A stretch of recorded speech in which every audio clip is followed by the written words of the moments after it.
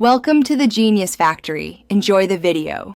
You need to confirm the backup exists and the account first. You'll open Settings and tap your name, then iCloud and Manage Storage to view backups.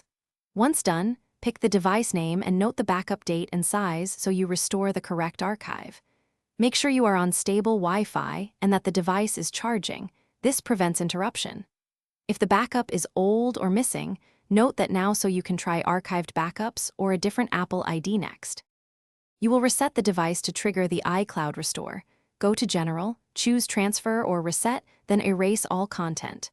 During setup, choose Restore from iCloud Backup and sign in with the same Apple ID. Next, pick the backup you identified earlier.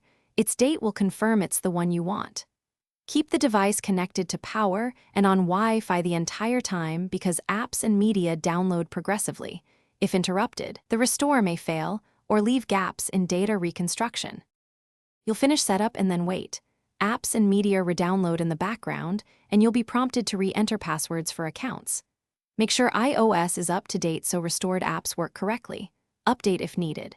If the restore fails or the backup doesn't appear, first verify you're signed into the correct Apple ID and that Wi-Fi is stable. This is the most common fix.